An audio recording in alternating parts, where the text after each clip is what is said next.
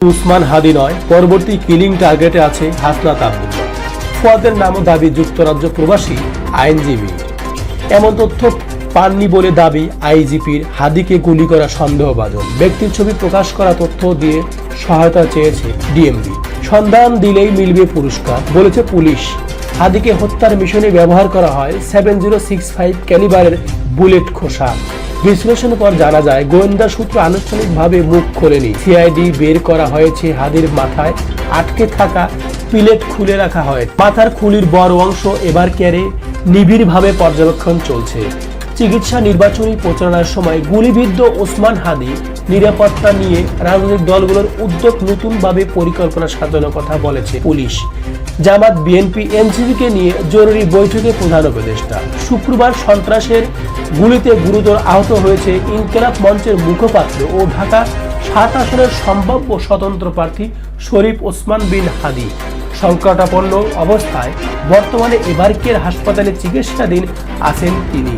শীর্ষে স্থানীয় কয়েকজন জুলাই যোদ্ধার উপর হত্যার উদ্দেশ্যে হামলা হতে পারে এমন গুরুত্ব তথ্য প্রকাশ করেছে বিশেষজ্ঞরা। সরকারকে আগেই জানানো হয়েছিল। সেপ্টেম্বরের যুক্তরাজ্য প্রবাসী এক আইনজীবী সূত্রে প্রাপ্ত এই সংক্রান্ত তথ্য যথাসময়ে সরকারের গোয়েন্দা সংস্থা সহ উচ্চ পর্যায়ের কাছেও পৌঁছে দেওয়া হয়। এমনকি খোদ ওসমান হাদির সহ ৩ জুলাই যোদ্ধা নিজেরাই হুমকির বিষয়টি সরকারের দায়িত্বশীলদের নজরে আনেন, কিন্তু কোনো ব্যবস্থা নেওয়া হয়নি এমন অভিযোগ সংশ্লিষ্ট সূত্র জানায়। হত্যার হুমকির বিষয়টি নিয়ে ওই আইনজীবী সরকারের সংশ্লিষ্টদের কাছে তার আশা বিশেষজ্ঞ তথ্যপাত্র বিষয়টি ব্যাখ্যা করে তিনি বলেন, পেশাগত কাজে বিশ্বের কয়েকটি দেশের গুরুত্বপূর্ণ সিকিউরিটি এজেন্সির সঙ্গে যুক্ত থাকায় তার হাতে স্পর্শকাতর এসব তথ্য এসেছে। দ্রুত সময়ের মধ্যে এ বিষয়ে প্রয়োজনীয় ব্যবস্থা নেওয়া না হলে বিপদ আসন্ন বলে সতর্ক করেন তিনি। টার্গেট কিলিং ওই তালিকায় হাদিও জাতীয় নাগরিক পার্টির দক্ষিণাঞ্চলের মুখ্য সংগঠক হাসনাত আব্দুল্লাহ ও আমার বাংলাদেশ পার্টির সাধারণ সম্পাদক ব্যারিস্টার আসাদুজ্জামান ফুয়াদ সহ আরও কয়েকজন। জুলাই যুদ্ধের সংগঠনের উপর হামলার সুনির্দিষ্ট তথ্য পাওয়া যায় বলে মনে করেন সংশ্লিষ্টরা।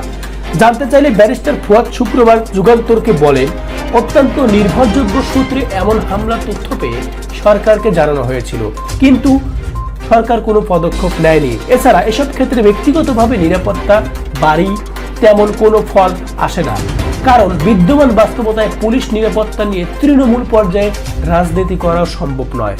এসব উন্নত দেশগুলো চলে। হামলার বিষয়ে সুনির্দিষ্ট আগাম তথ্য জানানো যুক্তরাজ্য প্রবাসী আইনজীবী বর্তমানে ঢাকায় অবস্থান করে। শনিবার ডিএমপির মিডিয়া অ্যান্ড পাবলিক রিলেশনশিপ বিভাগের উপ পুলিশ কমিশনার মোহাম্মদ তালিবুর রহমান এ তথ্য নিশ্চিত করে বলেন, রাজধানীর বিজয়নগর বক্স কালভার্ট এলাকায় মোটর সাইকেলে আরোহ দুর্বৃত্তকারীদের হামলায় ইনকিলাব মঞ্চের মুখপাত্র ওসমান হাদি গুরুতর আহত হন।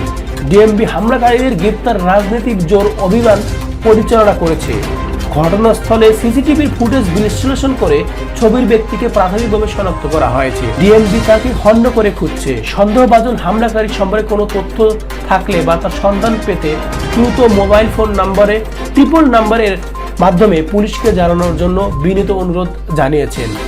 পুলিশের এই কর্মকর্তা পুলিশকে জানানোর জন্য মোবাইল নাম্বারগুলো হলো 013200040080 এবং 0132004132।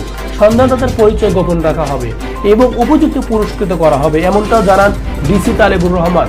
গেল শুক্রবার দুপুরে 7:30টার দিকে রাজধানীর বিজয়নগর পানির ট্যাঙ্কের সামনে রিকশা যাওয়ার সময় মোটরসাইকেলে আসা 2 দুর্বৃত্তর কাছ থেকে ওসমান হাদিকে গুলি করে পালিয়ে যায়।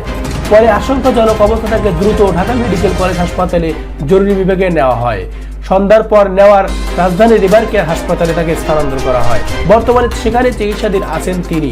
রাজধানীর বিজয়নগর এলাকার নির্বাচনী প্রচারণা শেষে গন্তব্য অন্য মসজিদ, সেই লক্ষ্যেই কর্মী সমর্থকদের নিয়ে বসেছিলেন রিকশায়। তবে বিজয়নগরের কালভার্ট রোডে আসতেই ঢাকায় 8 আসনের স্বতন্ত্র প্রার্থী ও ইনকিলাব মঞ্চের মুখপাত্র শরীফ ওসমান হাদিকে লক্ষ্য করে গুলি ছাড়ে দুর্বৃত্তরা।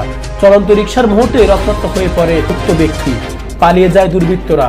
এদিকে নাম প্রকাশে অনিচ্ছুক গোয়েন্দা সূত্রে যমুনা টিভিকে জানায়, গুলির খোসা বিশ্লেষণ করে দেখা যায় হাদির উপর 7.65 ক্যালিবারের গুলি চালানো হয়, যা সাধারণ .32 এসিপি নামে পরিচিত। জার্মানির ওয়ালথার পিপি সহ বেশ কয়েকটি পিস্তলের এ ধরনের গুলি ব্যবহার করা হয় বলে জানান বিশেষজ্ঞরা। তবে পিস্তল কিংবা গুলির বিষয়ে আনুষ্ঠানিকভাবে কোনো তথ্য জানায়নি সিআইডি কিংবা আইন শৃঙ্খলা বাহিনী। তদন্ত কর্মকর্তা জানান, উদ্ধার করা খোসা পরীক্ষা করে অস্ত্রের ধরন, গুলির উৎস শনাক্ত চেষ্টা চলছে। বিশেষজ্ঞরা আরো মনে করেন, নভেম্বর সামাজিক মাধ্যমে যোগাযোগ করা হলে এক পোস্টে শরীফ ওসমান হাদি দাবি করেছেন তাকে হত্যা, পরিবারের সদস্যদের প্রতি বিভিন্ন ধরনের সহিংস হুমকি দেওয়া হয়েছে। গেল শুক্রবার হাদির সঙ্গে থাকা মিসবা জানান, জুমা নামাজ শেষে বিজয়নগর কালভার্ট এলাকার কাছে রিকশায় যাওয়ার সময় দুজন মোটরসাইকেল আরোহী এসে তাকে লক্ষ্য করে গুলি ছাড়ে। গুলি করার পর দুর্বৃত্তরা পালিয়ে যায়। আশঙ্কা অবস্থায় পড়ে যায় হাদি। ঢাকা ৮ আসনের স্বতন্ত্র প্রার্থী প্রধান উপদেষ্টা ওসমান হাদির গুলির ঘটনার পর গতকাল বিএনপির ভারপ্রাপ্ত চেয়ারম্যান তারেক রহমান দলের এক অনুষ্ঠানে বলেছেন, দেশ অত্যন্ত সংকটের মধ্যে দিয়ে যাচ্ছে। একটি দল, গোষ্ঠী বা কিছু ব্যক্তি এদেশকে, দেশের মানুষের শান্তি স্থিরতা বিনষ্টের জন্য উঠে পড়ে লেগেছে। হাতির উপর এই হামলা ষড়যন্ত্রের অংশ। পুলিশের মহাপরিদর্শক বাহারুল আলম বলেছেন, জাতীয় নির্বাচন সামনে রেখে নির্বাচনের বিরোধকে পলাতক শক্তি এক ধরনের আতঙ্ক তৈরি করার চেষ্টা করছে। এটা বিবেচনা রেখেই নিরাপত্তা প্রস্তুতি গ্রহণ করা হয়েছে। ওসমান হাদির গুলি বৃত্ত বিষয়টি খুবই সংকটাপন্ন। সর্বোচ্চ গুরুত্ব দিয়ে তদন্ত করা হচ্ছে। যদি কোনো প্রার্থী অনিরাপদ বোধ করেন, সেক্ষেত্রে তার ব্যক্তি নিরাপত্তা কিভাবে বাড়ানো যায় সেটিও চিন্তা করা হচ্ছে। পাশাপাশি রাতে নিরাপত্তা ব্যবস্থার সঙ্গে দিনের নিরাপত্তা পরিকল্পনা নতুনভাবে সাজানো হবে বলে জানিয়েছেন তিনি।